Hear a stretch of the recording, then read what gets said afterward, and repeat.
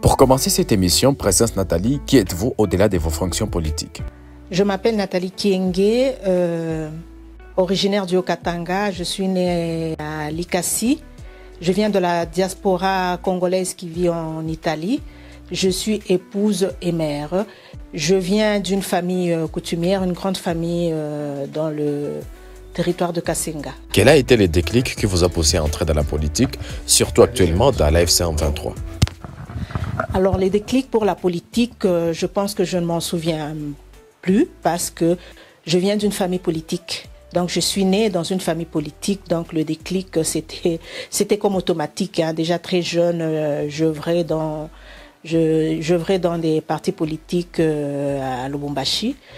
Et le déclic pour accompagner l'AFC M23, c'est dans le souci de voir les inégalités qui se passent avec le pouvoir de Kinshasa, la malgestion, un pays qui est en déclin sur tous les plans, social, économique et politique.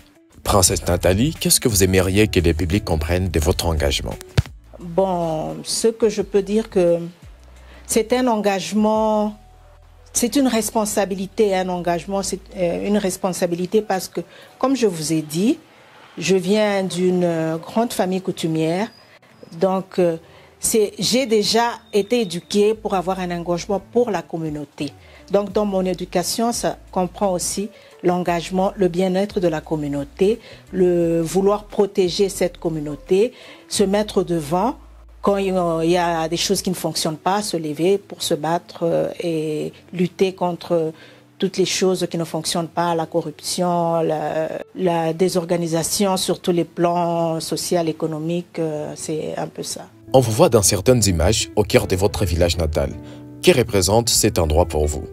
Je dis toujours que quand je ferme les yeux, quand je suis un peu énervée, je ferme les yeux et j'aime revoir cette terre rouge parce que ça représente vraiment ma terre. Hein. J'aime revoir cette terre rouge, sentir sur le plan spirituel le parfum de cette terre après une petite pluie. J'aime ma terre, j'aime ma patrie, ça représente tout, ça représente mes origines, mon éducation, tout ce que je suis et les racines sont importantes pour une personne. Vous venez d'une famille royale des Mwami. Comment cela a-t-il influencé votre rapport au pouvoir de la communauté?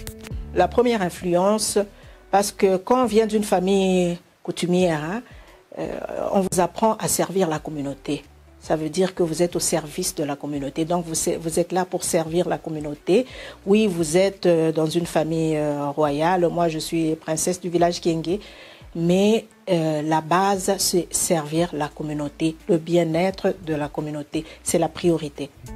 Vous êtes vu sur les chantiers où on vous voit fabriquer des briques avec des plans d'école ou d'hôpitaux.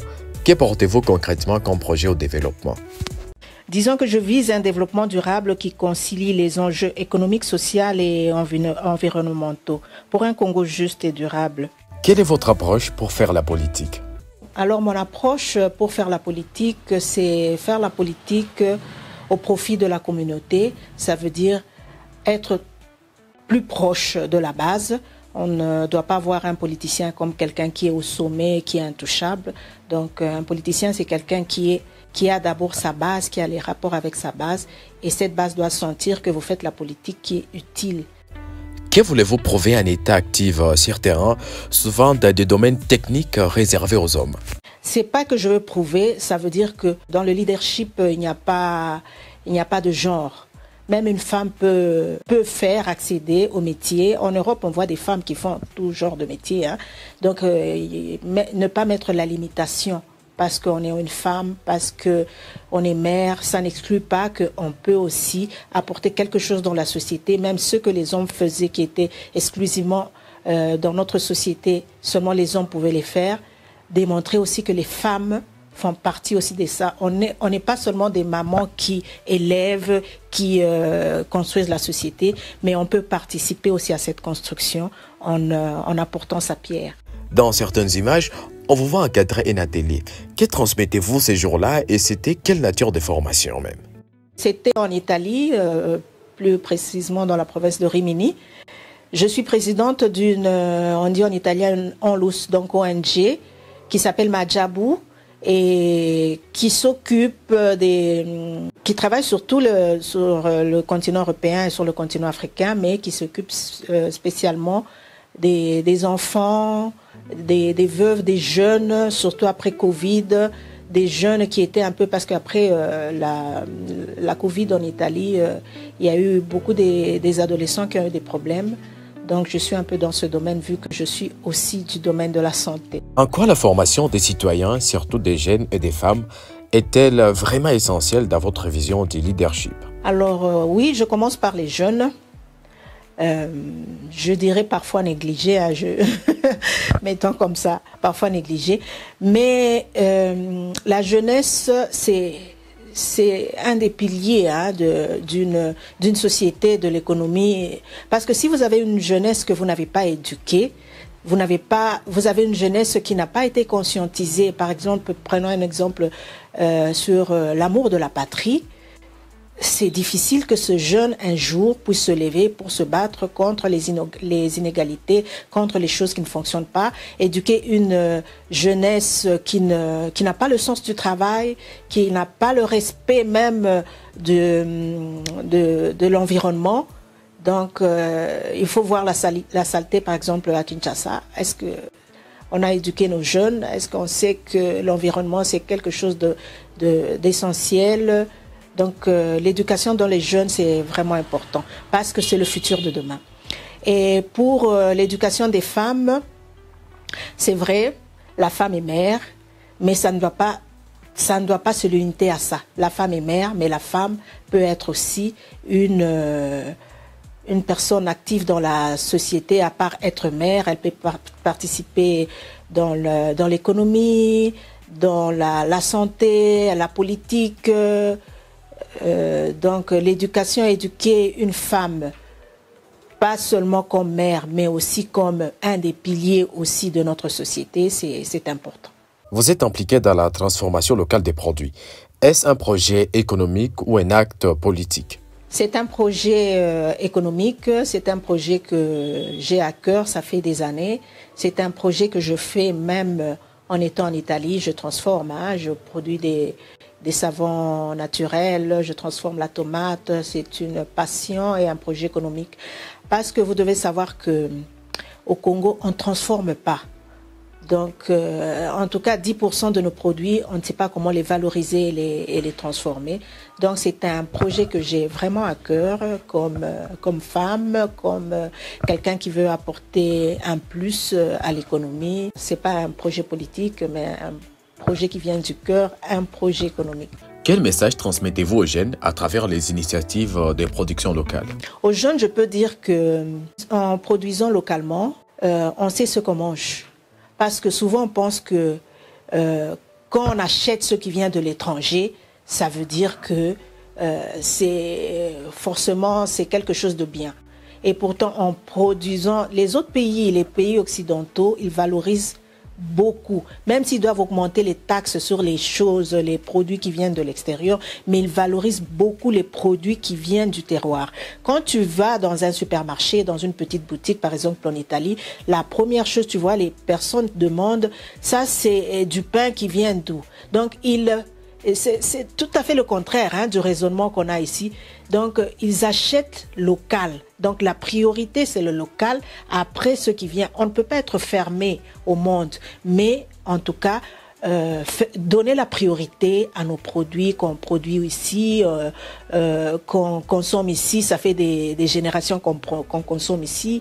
Il y a du pain qu'on peut faire à partir de la farine de manioc. Moi, par exemple, je ne tolère pas beaucoup le blé.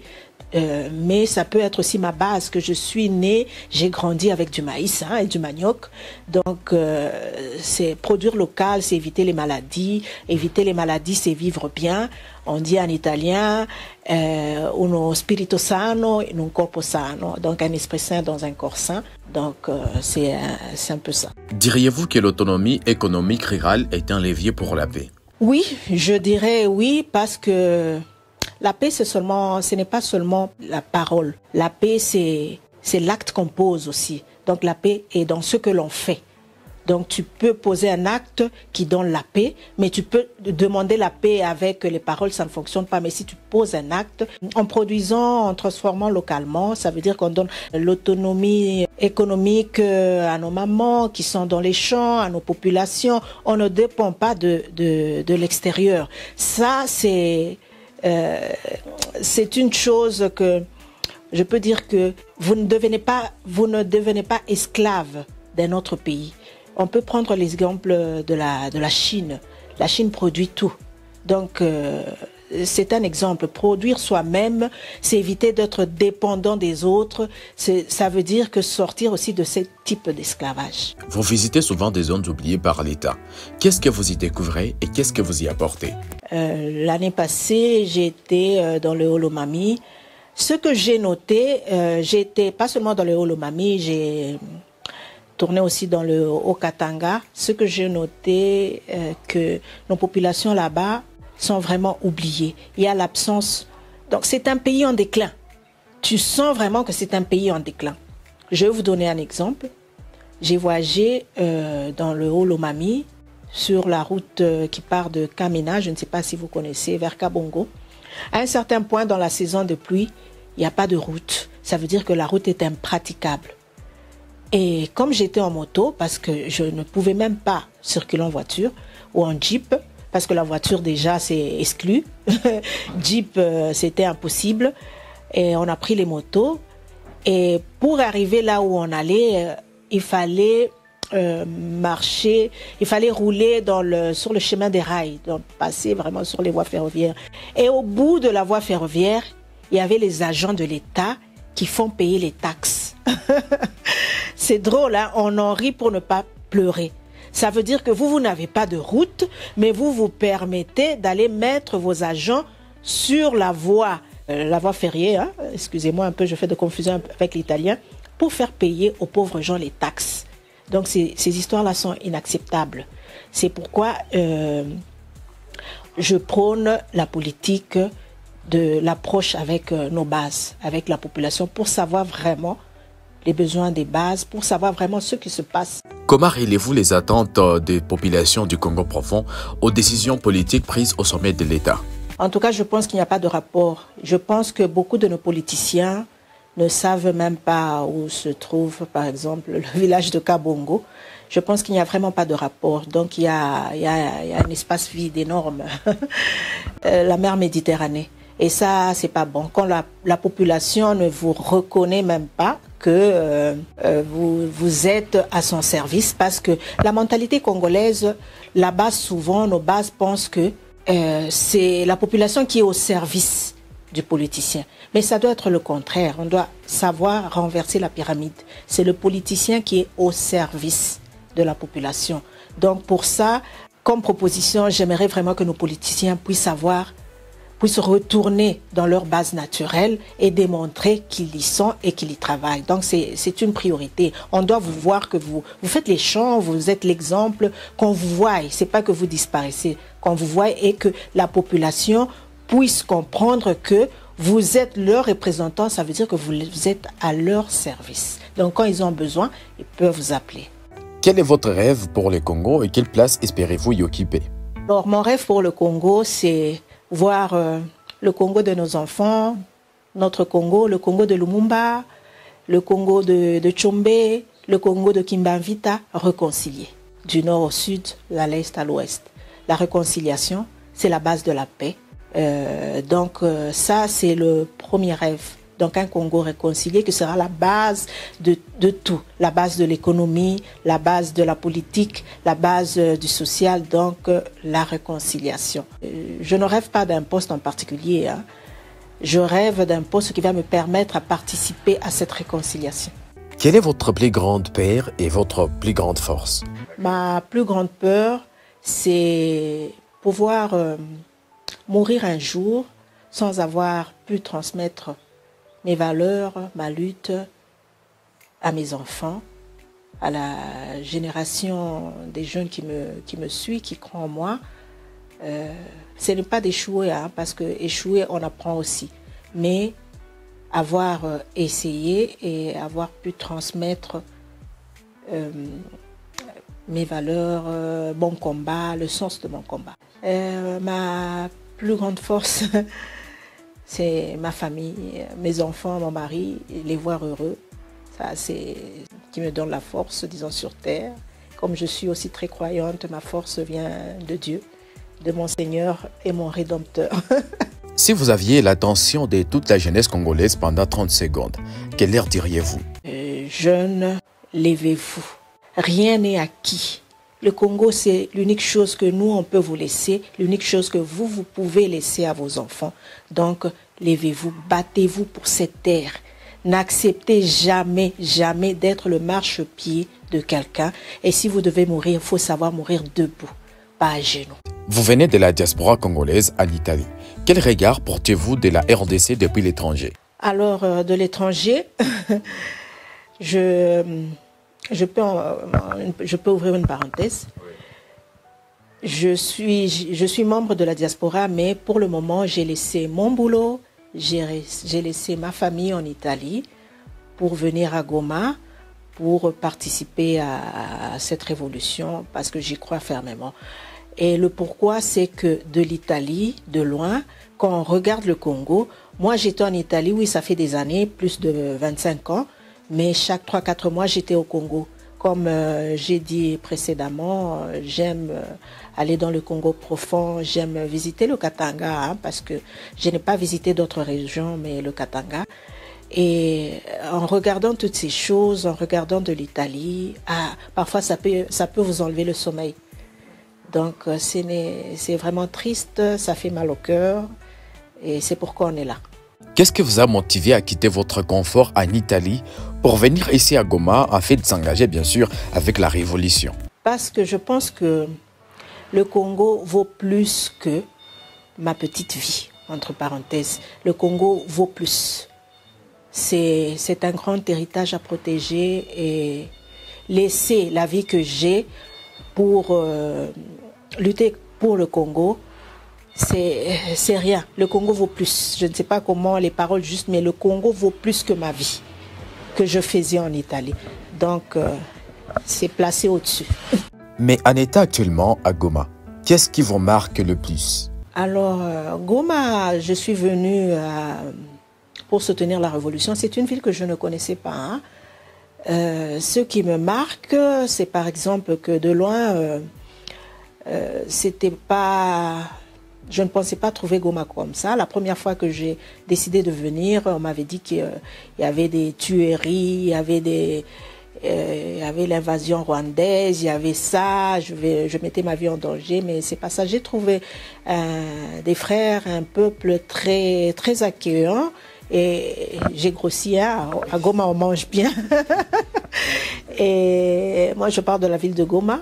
Je ne vois pas l'insécurité à Goma comme je voyais à Lubumbashi, où on n'arrive pas à fermer les yeux la nuit. Donc c'est une autre idée. Et puis de loin, on y disait que à Goma, tous ceux qui parlent soit Kinyarwanda, c'était des Rwandais. Mais en venant à Goma, c'est pourquoi c'est très important d'enseigner à nos enfants notre histoire, nos frontières. Ce ne sont pas tous des Banyarwanda. On a des Congolais qui parlent le Kinyarwanda, comme on a chez moi au Katanga les Bemba qui sont en Zambie et qui parlent le Bemba en Zambie. Parce que c'était une division coloniale. Il faut dire que c'était une division coloniale.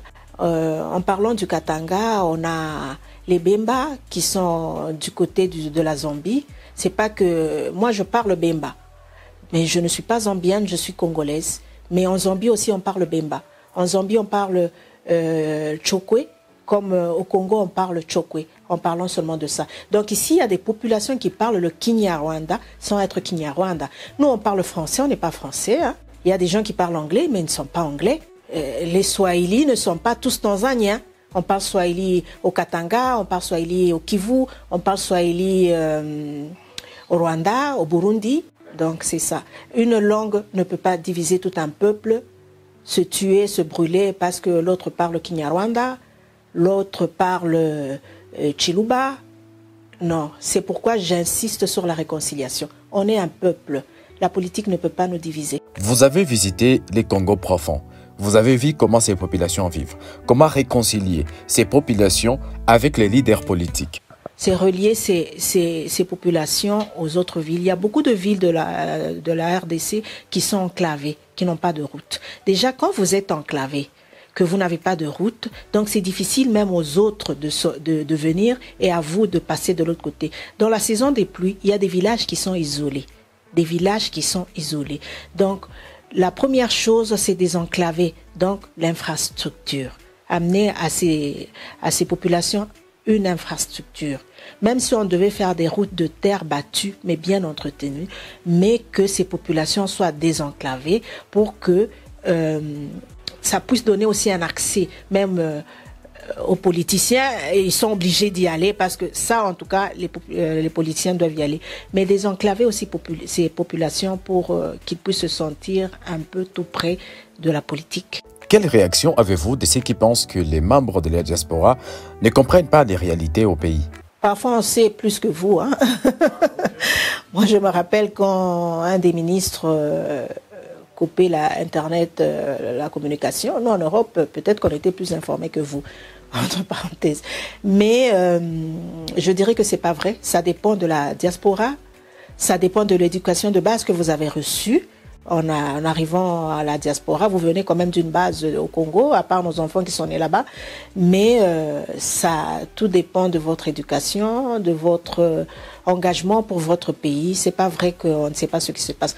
On sait tellement ce qui se passe qu'on est là pour que ces choses n'arrivent plus. Qui représente votre présence à Goma? Est-ce que c'est une mission? Oui, c'est une mission. C'est une mission pour le Congo, pour le peuple congolais. C'est une mission pour la réconciliation, l'unification du Congo, redonner ce Congo, ce grand Congo que tout le monde connaît, mais redonner sa place au sein de l'Afrique, du monde. C'est une mission. Madame Nathalie, en conclusion de cette émission, quel message transmettez-vous aux personnes qui vous suivent de loin? Alors, le message que je peux donner à toutes ces personnes qui nous suivent, qui me suivent de loin, que on est ici dans la révolution AFC, c'est parce qu'on aime le Congo. On n'est pas ici pour combattre les Congolais, on est ici parce qu'on aime les Congolais. On veut la paix, on veut la tranquillité, la dignité, remettre l'être humain, le Congolais, au centre de toute chose. Chers téléspectateurs, merci de nous avoir suivis. Nous arrivons au terme de notre émission. Nous étions avec la princesse Nathalie Kenge qui a répondu à nos questions, surtout sur sa présence ici à Goma, sa mission et pourquoi elle est là. On se retrouve prochainement.